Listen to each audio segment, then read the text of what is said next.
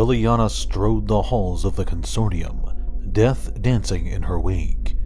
Wraiths, phantoms, even a swarm of disembodied eyes flitted through the nearby air, darting around corners to drink the life from anyone foolish enough to stand in her way. Far behind, in the bowels of the complex, plumes of smoke choked the passageways as the Ravnica cell's extensive archives, years' worth of magical arcana, were reduced to ash and cinder. Just as she reached the door to the office, standing out of sight of both Paldor and Jace, Liliana overheard the tail end of the conversation and the threatening tenor of Jace's implanted challenge. Instantly, she furrowed her brow in concentration, wisps of black vapor trailing from her hair, her breath turning to steam as the air around her grew cold with darkest mana. Half a dozen smaller phantoms appeared from the surrounding shadows and vanished through the nearest window. One would remain hidden in the skies above this very building. The remainder made haste toward the other consortium safe houses throughout Ravnica. There they would watch, and hopefully report Tezzeret or Baltrice's actions once they finally arrived. Bold words, she told him with a faint smile as she stepped into the room, a smile that Jace returned more faintly still. But I thought you said you weren't willing to take him on. Jace shook his head.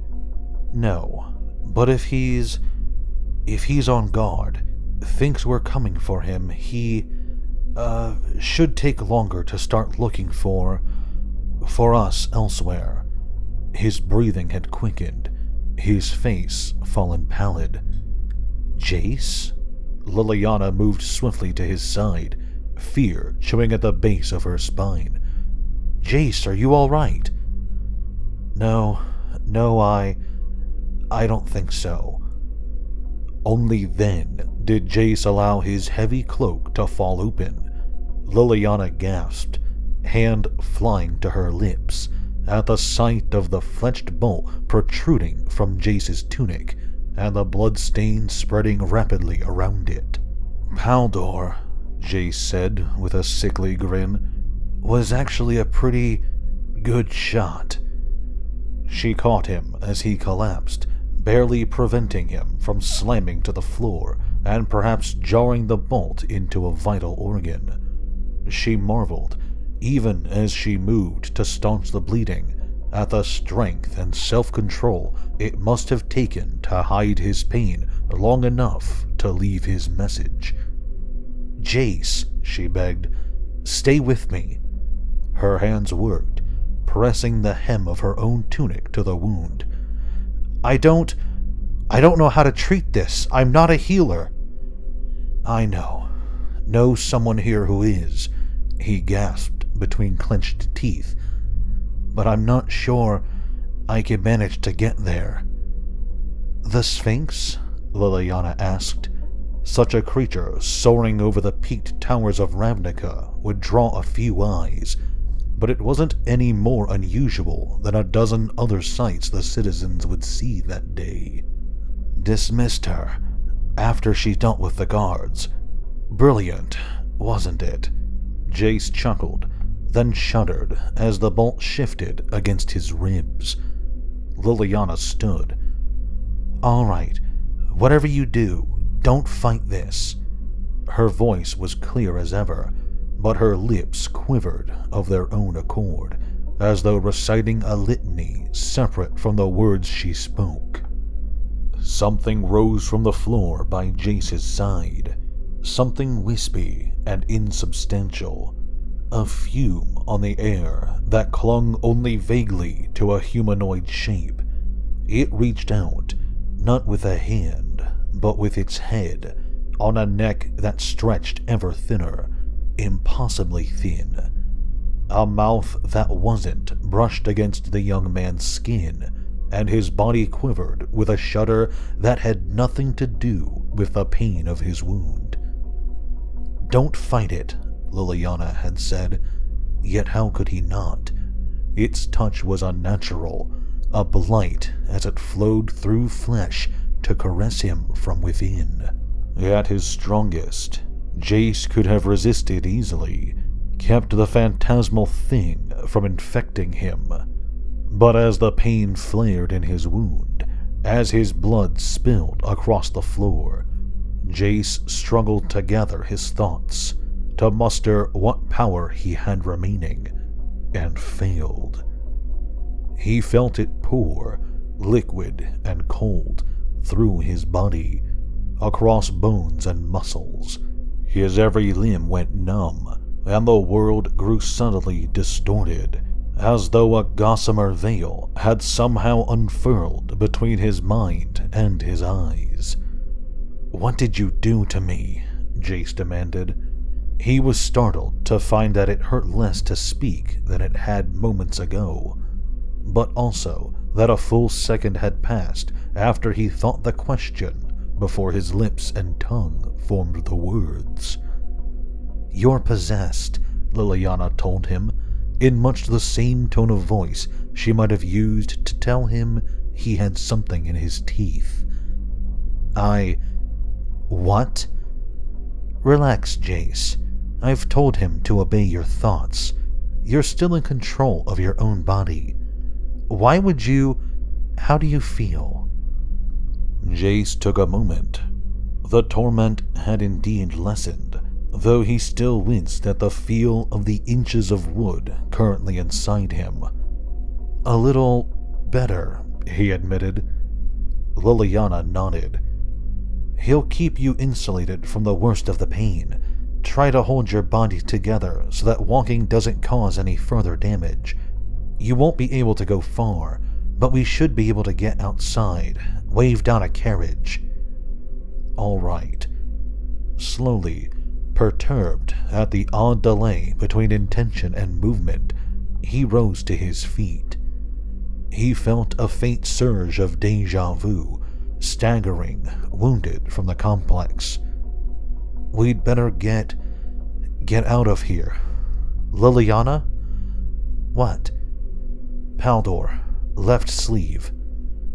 Liliana took just a moment to kneel beside the catatonic man, and rose clutching the mana blade in her fist.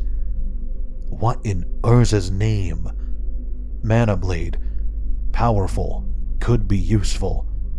And I'll be damned if I'll let Tezzeret have it back." She nodded, handing him the dagger, which he fumbled into his belt. She reached down once more to grab Paldor's small crossbow and a handful of bolts. No telling when they'd prove useful, especially with Jace helpless as he was. "Where are we going?" she asked as they moved toward the door. "Where's this healer of yours?" "Ovitsia district," he said. "Well," Amara said, craning her neck to look up at the two newcomers on her porch, faintly luminescent in the orange glow of the setting sun and the magic streetlights flickering gradually into illumination. "This is a surprise." "Amara," Jace greeted her, his words growing ever more slurred. "It's great again. He blinked once, languidly, reaching out toward her. "I can't find my hands." His eyes rolled back, their lids fluttering shut, and Jace went limp, dangling upright like a coat on a hanger, thanks to the possessing spirit within his unconscious body. Yamara circled Jace once, as though looking for the wires that held him erect, then knelt to examine the obvious wound. For the entire circuit, Liliana watched with an expression hovering between hopeful and darkly suspicious. A pall of silence hung over them, broken only by the trundling wagons and passerby on the street beneath, the occasional boat passing even farther below, and Jace's labored breathing. Can you help him? Liliana asked, even as Amara brushed the cloak aside for a closer look at the protruding bolt. Amara rose again to her full, unimpressive height. Who am I helping? She asked blandly. Berim or Jace? Liliana didn't even blink. Which one gets your help faster? The elf narrowed her eyes but nodded. Bring him inside. At Liliana's command, the spirit within Jace plucked at tendons and muscles, driving his body into a shamble as awkward as any newly animated zombie. Yamara cast the necromancer a look of profound disgust and found herself reviewing a suite of her own defensive spells, just in case, before following them in and slamming the door shut behind her. Darkness gave way to a muddled gray, and then to a fuzzy image of an off-white room. No, not a room. Rooms had walls. This had pillars, with only a single wall whose windows looked out on the street below. He'd made it. Jace all but gasped in relief, then groaned as agony danced across his ribs with stomping feet and iron shoes. The world went gray yet again, and when it finally resolved itself once more into Amara's home, Jace saw a beautiful face and a halo of black hair staring down at him. Miss me? He asked, his voice weak. More than Powdor did, she said, sitting beside him. No mean feat, considering how narrow the bed was, and wiping the sweat from his brow. How do you feel? Like someone... If you say, like someone shot me with a crossbow, I may just get the bolt back from your elf friend and stick it back in you. I hurt, he concluded lamely. I know, she said softly, and I don't want to see it happen again. But Jace recognized the tone, felt his lips pressed together in a flat line. Don't say it. At least give me a few days, a few minutes to recover first. Don't say it. They'll find us again, she said firmly. They'll keep finding us if we don't make them stop. She said it. Jace opened his mouth to argue, then froze as the question finally sank home. How had Semner found them? The man had no magics. They'd done nothing to give themselves away, or at least nothing he could think of. Nobody of any import traveled through Avaric. So how... He realized Liliana was still talking, and shook off his reverie as best he could. Liliana, look at me. This was just one cell, and I've got a hole in me. There's no way we're taking on the entire... Damn it, Jace, listen to me. No. Liliana leaned forward, staring him in the face. We can beat him. Jace barked out a laugh, then wished he hadn't as the room swam and his chest seemed to catch fire. Liliana, he insisted through clenched teeth. You're wrong. You have no idea how powerful Tezzeret is. He's not stronger than us. Not both of us together. Even if you're right, Jace argued, hoping a new tack would head off yet another repeat of the same argument. What good would it do? Let's say by some miracle we do get rid of the bastard. What then? Go back on the run while his replacement comes after us for revenge? Can't let people think the consortium is vulnerable, right? So either way, you're an idiot. Liliana shook her head and rose, pacing to the nearest pillar. How did I come to care so much for someone so thick? Jace watched her, squinting as she passed in front of the open window, and the sun laughingly stuck needles in his eyes. Enlighten me." "You may know Tezzeret," she told him, "but I've studied the Infinite Consortium itself." "Tezzeret is the Consortium," Jace corrected. "No, he's not. Think about it. A dozen worlds, each cell with dozens of employees, soldiers, and spies. How many of them even know about worlds beyond their own?" "Well, right, but how many of those know who Tezzeret is? And of those who do, how many care? A few of his lieutenants and personal operatives, maybe. Nobody else, Jace. For Urza's sake, why do you think he was able to take over the damn thing to begin with? It's because most of the personnel don't know who's giving the orders. They certainly don't care as long as they get their share of everything." Maybe it was the pain, or the lingering disorientation of the wound and Amara's healing magic, but Jace could not, or would not, comprehend. She couldn't be saying what it sounded like she was saying, could she? But she only nodded at his bewildered gaze. "You don't have to hide from the Consortium. We take Tezzeret, and we can run the damned thing. No more hiding. No more dashing from home to home, wondering who's watching you, or how to pay for your next meal. You can do what you want. You can make the Infinite Consortium into what you want." "Just by getting rid of Tezzeret?" Jace asked skeptically. "Well, you'll have to kill a few of his closer associates too, but—" "Oh, is that all? Kill Tezzeret and a few of his associates."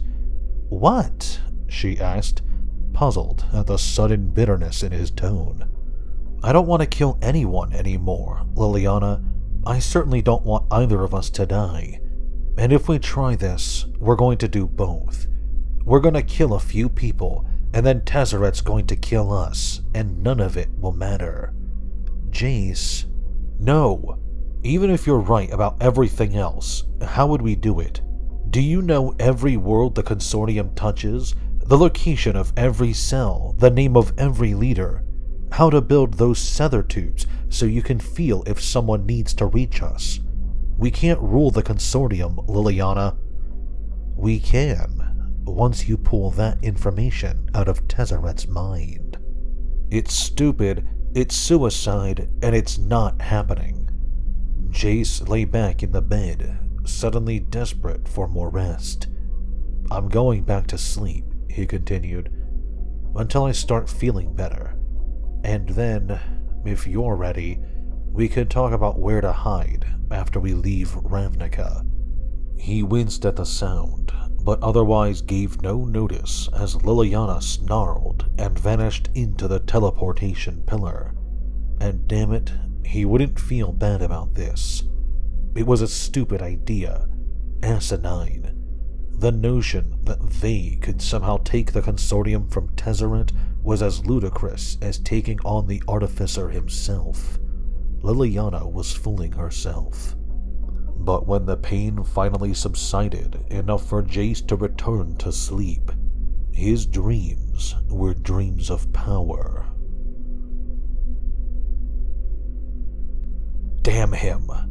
Liliana stormed from the house, ignoring Amara's questioning glance. For many minutes she walked the streets of Ovizia, almost hoping someone would accost her, give her an excuse to really cut loose. But of course, nobody did. Finally, as her mind began to clear, she found herself before a storefront that had already closed down for the evening. It would suffice. A swift touch and the wood around the latch rotted away, allowing her to slip inside. She propped the door shut behind her, glanced around at the shelves of rope, hammers, nails, and lumber, smelled the overwhelming aroma of sawdust, and wondered briefly who in Ovizia built with wood anymore. Then, with a shrug, she stepped away from the windows and began to breathe deliberately, steadily, relaxing for the effort to come. For many long minutes she stood, unable to calm herself, her body tense. The moment of truth now, and she had to admit, to herself if nobody else, that she didn't want to go through with it. This would hurt Jace, hurt him terribly, a thought that filled her with genuine remorse. It wasn't a feeling to which she was accustomed, and she found she didn't much care for it. For a few moments, Liliana Vess allowed herself to pretend that she might choose a different path. But she knew she would not, that she could not, that any thought to the contrary was as immaterial as one of Jace's illusions. And if he wouldn't allow her to talk him into doing what must be done, then the suffering to come was his own fault. They would both just have to live with it. Liliana worked her magic and stepped away from the world of Ravnica. Anything? Tezzeret asked, leaning back in his chair, Ethereum fingers interlaced with those of flesh and bone. His reflection stared up from the glossy metal panels before him, a warped and twisted view that just might have matched his soul better than the face he actually wore. No, Baltrice took a deep breath. I got nowhere near the complex myself, as we agreed, but I did find a few of Paldor's surviving guards and sent them back to check. The cell's more or less lost, boss. Paldor, Severian, and Irina are all mind-wiped. The archives have been burned. There's nothing useful left.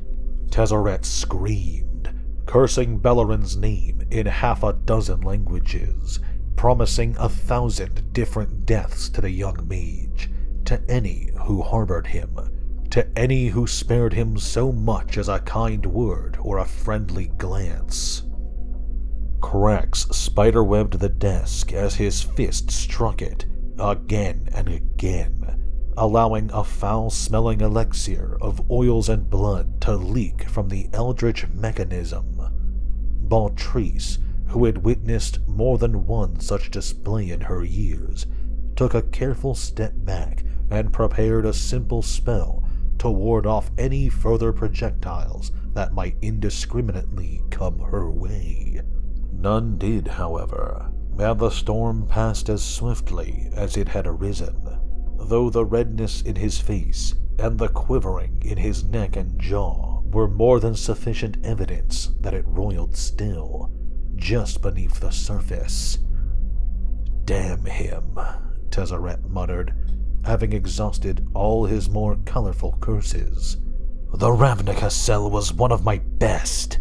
Have you any idea how hard it was to set up? Yes, I've been here through most of it, Baltrice reminded him. He ignored her. Why? He demanded of the multiverse itself. Why come out of hiding now? Wisely, Baltrice didn't even try to respond. Tezzeret sighed, the deep, heartfelt lament of a truly put upon.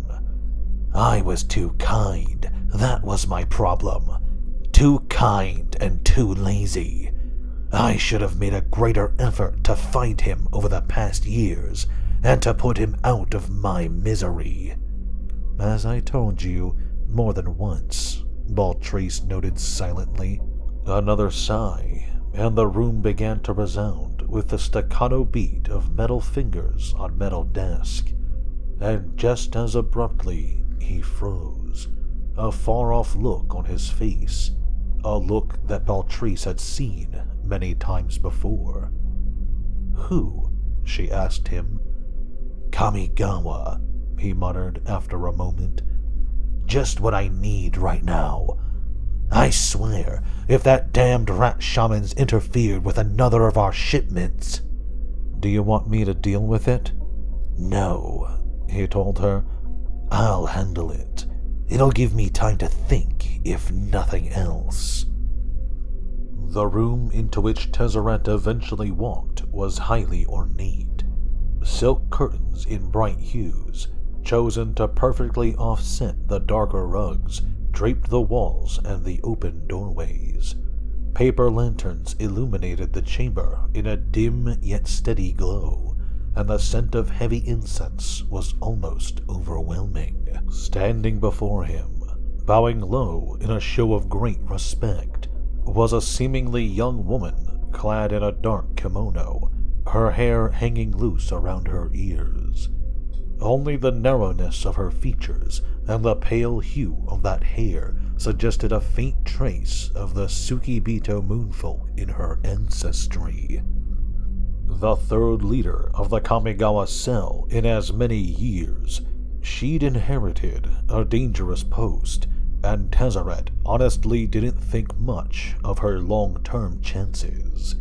The shaman of the Nezumi Katsuro had not only never forgiven the attack that claimed the life of his shogun, he'd killed half a dozen consortium agents, as well as tortured and murdered the cell's prior leader, in an effort to coax Tezzeret into facing him personally.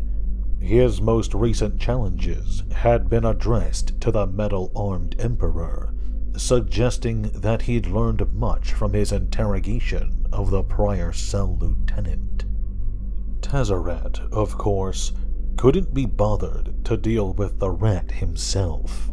The cell would handle it eventually, no matter how many leaders it had to go through in the process. "What is it, Kaori?" he asked gruffly, glancing at the broken shards of tubing on the wall. "You know how hard it is to replace those." "My sincerest apologies, my lord," she offered, her musical accent almost lost amid the buzzing of the gears. "But there is one here who would speak to you, one whom you have employed in the past, and who swears she bears information that you must hear. She claims she knew of no other way to contact you." "Is that so?" Tezzeret furrowed his brow, then nodded as one of the curtains on the far wall drifted aside and a newcomer entered from the adjoining hallway. "Well, Liliana Vess." "Tezzeret," she greeted curtly. "And to what do we owe—" "Forgive me if I don't take the time for pleasantries," she interrupted. "I don't have a lot of time before I'm missed." "All right. I'm assuming this is important, since you damn well know better than to contact me like this." "Depends. Do you consider Jace Bellerin important?" Tezzeret leaned forward, like a hound straining against his leash. "You know where he is?"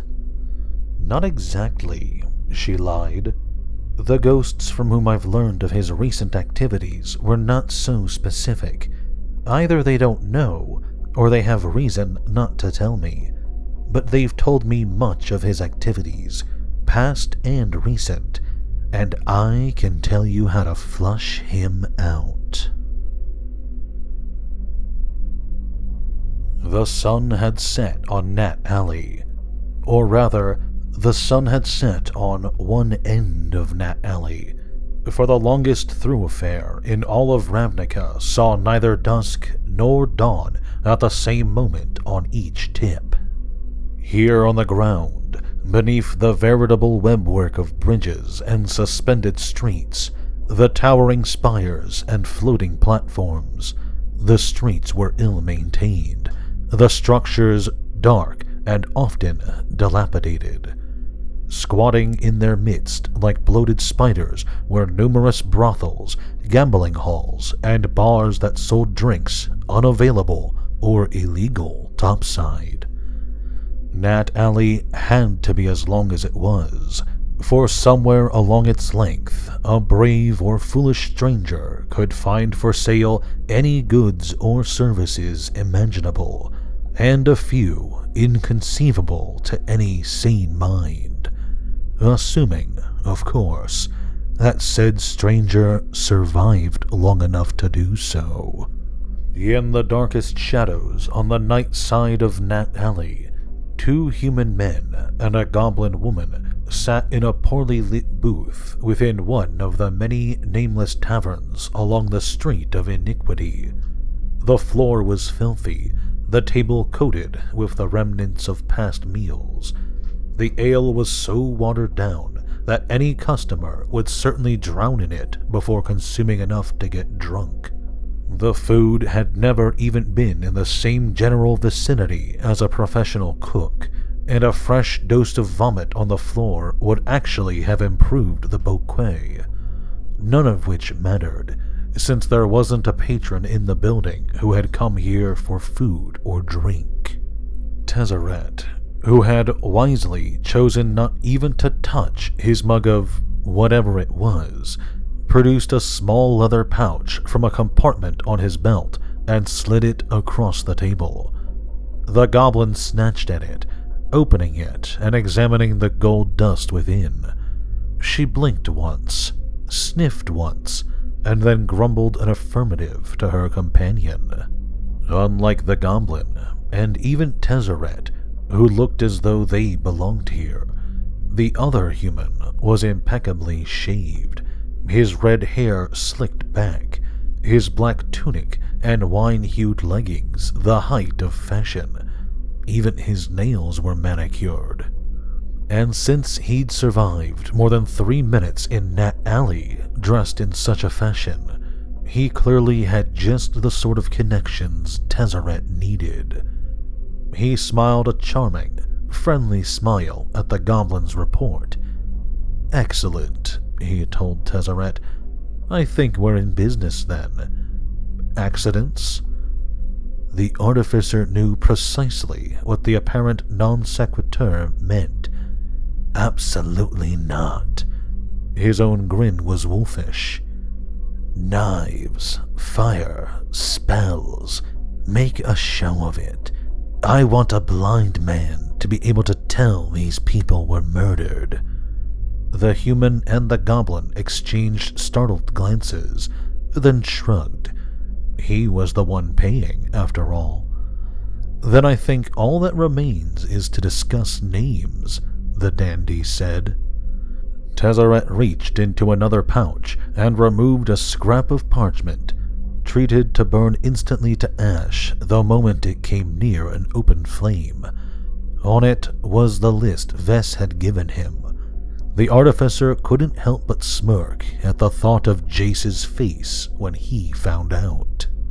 "Rulin Barthaniel, human, a banker in Dravik district," Tezzeret read from the list.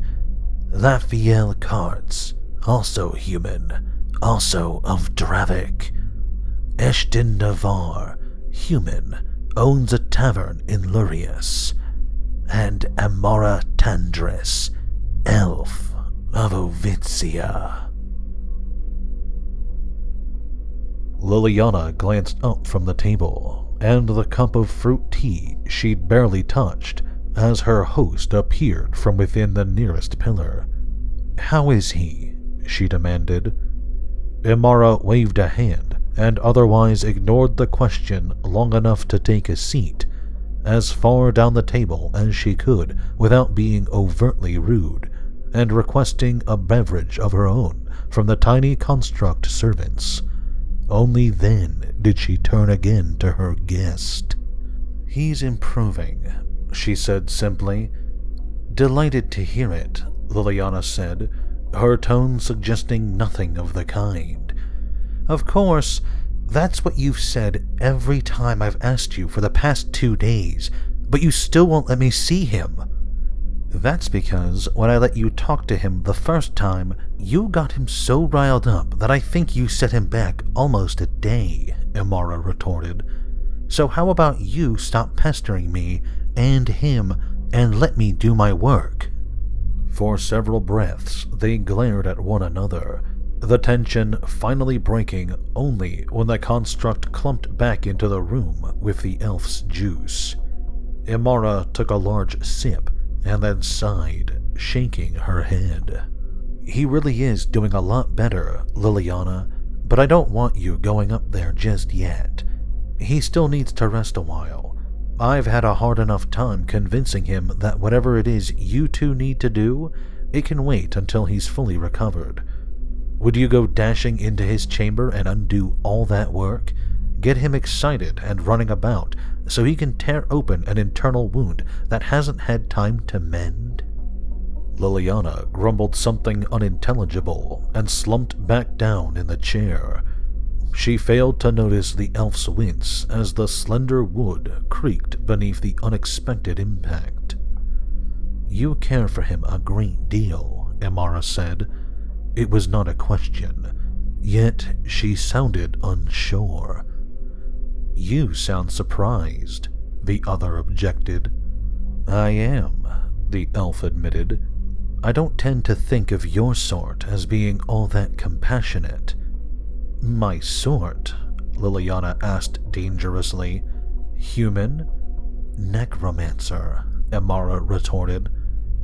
"Yes, I am," she said without shame. "Death, undeath, age and decay, none of which makes me any less human." She placed just the slightest weight on the last, as though daring the elf to make an issue of it. "Jace is important to me." "To you?" Amara asked. "Or to what you want?" "And what of you?" Liliana demanded, suddenly eager to change the subject. "You're a healer, or so Jace tells me. Why is he not up and around after almost 2 days?"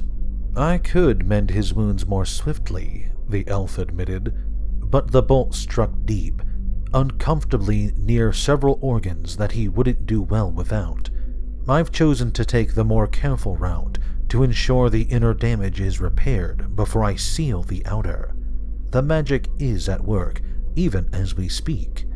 He'll be well enough, soon enough."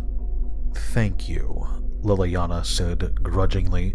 Both sipped from their respective glasses, examining one another in silence. "You and Jace," she began finally. "Barim. I knew him as Barim. Whatever. You two weren't together?" "Of course not," Amara protested, taking her meaning. She actually shuddered. "He's human." Liliana couldn't help but grin at the elf's revolted tone. "We were friends," Amara continued. "Or I thought we were. Perhaps I'll know for certain when he tells me precisely who was Barim and who was Jace, and why I only learned of the latter when a number of very unpleasant people started searching for him. The guilds may be gone, but I still have my sources. It didn't take me long to learn the consortium was looking for someone who went by both names, and several others besides. I've lived long enough to understand change, Liliana, be it cities, governments, names, or people, and from what I've heard of Jace, I can understand why he might have preferred to become Barim, but he could have trusted me enough to tell me. Now, I don't know who my friend actually was. Do you know who it is you actually care for?" The almost but not quite hostile conversation continued, but Jace ceased listening. With a moment's effort, made only moderately more difficult by his lingering injury, he allowed his senses to recede, pulling away from the table, but not dismissing the spell of clairvoyance entirely. Sadly, his eyes squeezed tightly shut. He dropped his head into his hands. Much as he felt his use of a pseudonym had been justified, he couldn't blame Amara for her anger. She'd thought him a friend. He'd claimed to be a friend. Yet he'd failed to trust her even with his own real name. Everything he'd ever done, he'd done for what he thought were the best of reasons. How had he managed to screw it all up so dramatically? And how could he know he wasn't doing just as badly, even now? Yet for all that, she'd taken him in, tended his wounds, even though she owed him nothing, knew that he wasn't who she'd believed him to be. Perhaps unsurprisingly, he found his thoughts of Amara turning to thoughts of Callist. Jace Beleren wondered if he'd ever been worthy of a single one of his friends, and he wondered too if all of them would have to suffer for him. He tried to shake off his self-pity before it consumed him, focusing instead on the immediate. Without either opening his eyes or ending his clairvoyance spell, he concentrated on the room around him. He felt the heavy blankets that lay atop his legs as he sat up in the bed, felt the itchy, greasy sensations of his hair, which had soaked up the sweat of his pain and was more than overdue for a wash. He prodded at his bare ribs with a finger, felt a faint divot in the flesh and a deep ache in the muscle of his torso, but nothing that approached the earlier agony.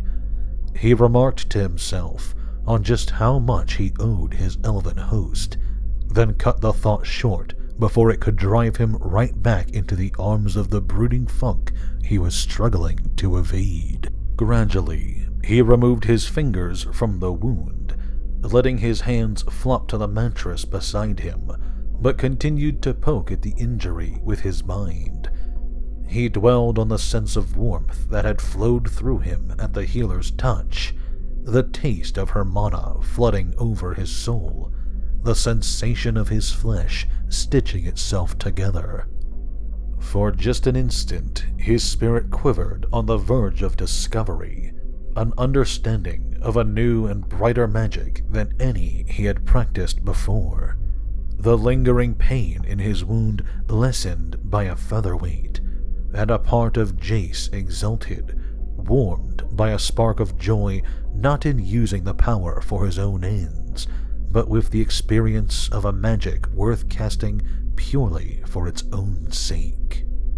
And then the moment was gone, blown away, along with Jace's concentration as someone pounded on Amara's front door with a brutish, heavy fist. Jace fell back against the pillow with a gasp as the sharp sound not only came to him faintly through the floorboards, but directly into his mind via the spell that kept a portion of his senses hovering in the room below. Curious, and perhaps more than reasonably annoyed at the interruption, he directed the spell to flow outward, moving it past the many pillars that supported Amara's manor, slipping it through the wood of the heavy portal, allowing him to take a good solid gander at the man outside. He saw nothing of note, just a large, vaguely gorilla-like fellow with a crate under one hand. A courier of some sort, obviously. But Jace's paranoia was in full bloom, and he took a moment to really concentrate, to scan the surface thoughts of the man outside. It was difficult, reading his mind through a lens of clairvoyance, but that just made it a better test of his recovery. And then Jace was out of bed, stumbling and slipping against the lingering pain, careening off the wall as he lost his balance, reaching desperately for the nearest teleportation pillar. Thank you very much for watching this video. If you enjoyed, please consider leaving a like or sharing this video with your friends. If you subscribe to my channel and hit the notification bell, you'll be alerted whenever I upload new videos. If you have a topic you'd like me to discuss, feel free to let me know in the comments section below. Finally, if you'd like to support me directly, well, I've created a Patreon for this channel. If you like what I do and want to help me out, go check it out. A link to it will be in the description below. Thanks again, and have a great day.